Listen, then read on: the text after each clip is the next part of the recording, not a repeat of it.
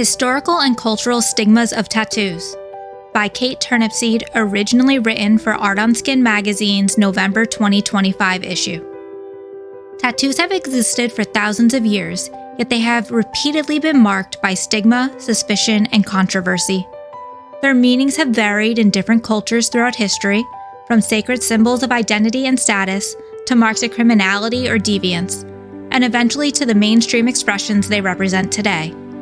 Understanding the historical and cultural stigmas attached to tattoos reveals how societies negotiate power, purity, tradition, and self-expression, and why the practice has long invited both fascination and repugnance. The earliest evidence of tattooing comes from clay figurines found in the Kusoka site in Sagamihara City, Kanagawa, Japan, which have decorated faces believed to reflect early tattooing, dating back to circa 5000 BCE in the Jumon period. The earliest mummified evidence of tattooing dates back to circa 3300 BCE to a mummy named Otzi. Due to the many tattoos being on acupuncture and arthritis spots, scientists have theorized that the tattoos had both social and medical significance.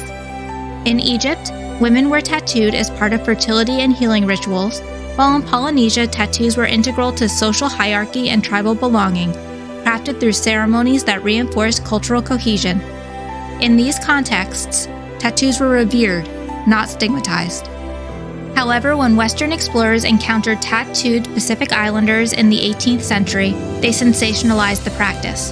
The very word tattoo comes from the Tahitian word tata'u, and introduced into English by Captain Cook's crew, carried an undertone of exoticism and otherness that set the stage for later moral judgments. But this wasn't the first time in history that tattoos were stigmatized and otherized. In the Greco-Roman world, stigma took on a more literal meaning.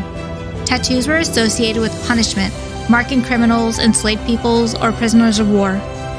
The Greeks used the term stigma for a mark, brand, or puncture applied to the body as a sign of disgrace, derived directly from the Greek word stigzo, meaning to prick or to puncture.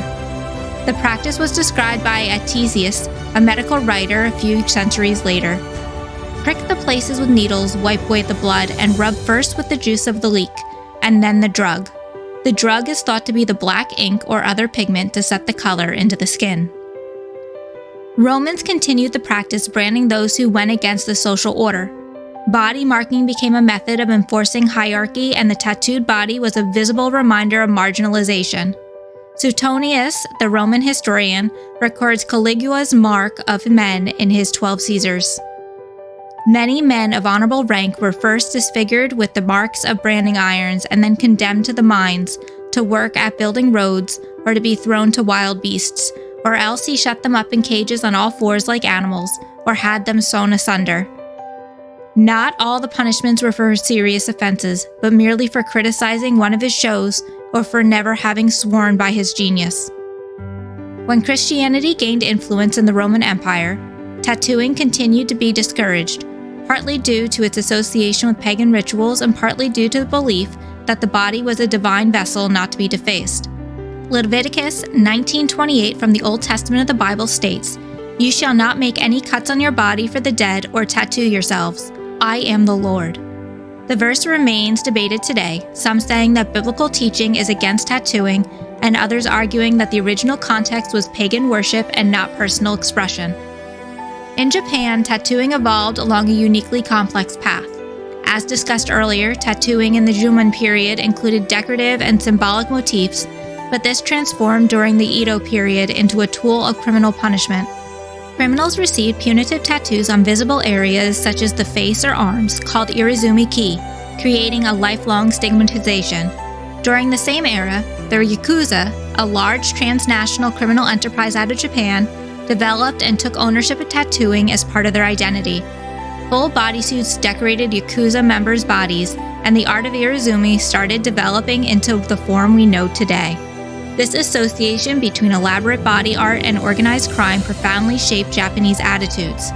Despite the international acclaim of irizumi-style tattooing, tattoos remain banned in some public baths, pools, and workplaces, illustrating how historical stigma can endure even when the aesthetic itself is admired.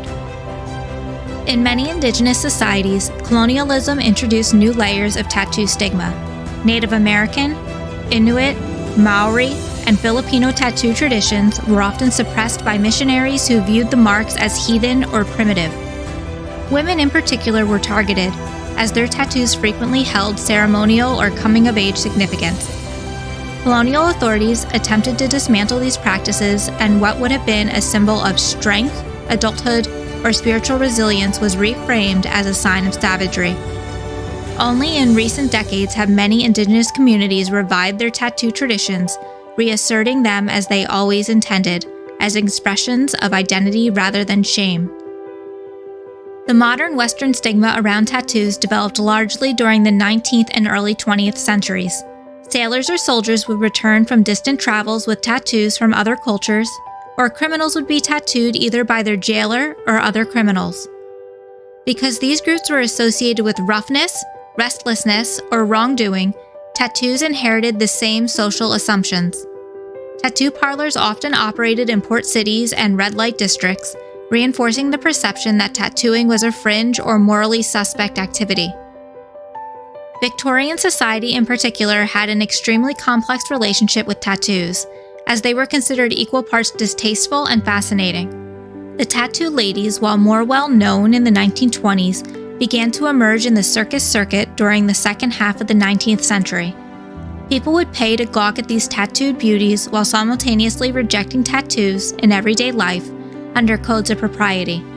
More and more soldiers and sailors were tattooed in port cities and were looked down upon for doing so, while some members of European royalty, including Britain's King Edward VII, Prince Alfred, Duke of Edinburgh, Prince Albert Victor, and Prince George of Wales, later King George V, were not so quietly inked abroad.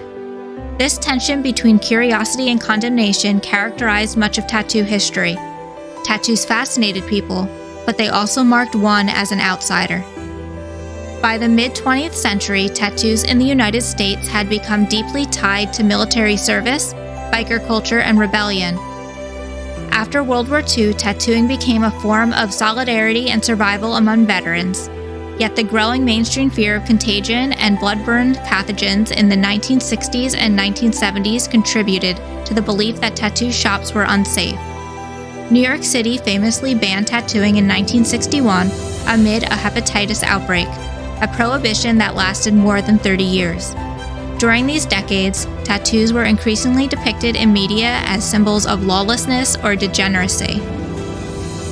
Women with tattoos faced even harsher judgment, as body art challenged expectations of feminine modesty.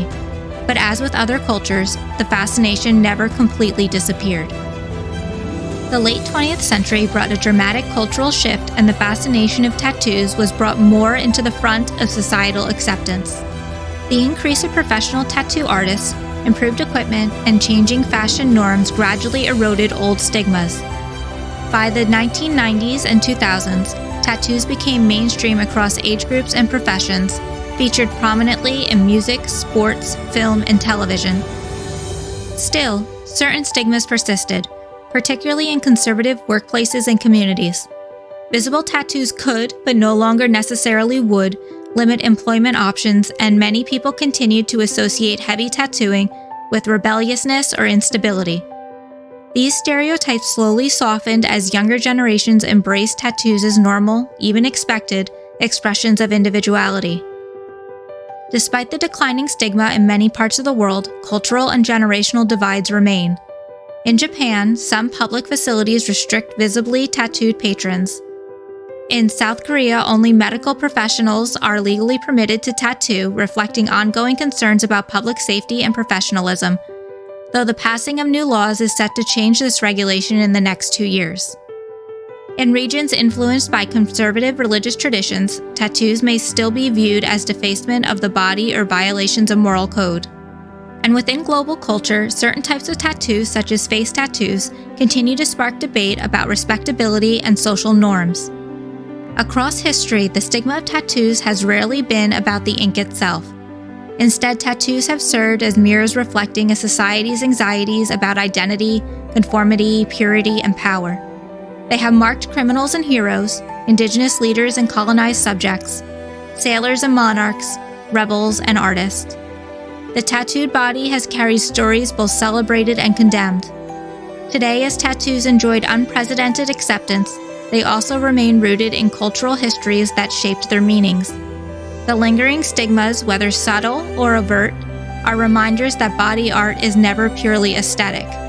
It is deeply entwined with cultural values, historical memory, and the ways societies decide who belongs and who stands apart.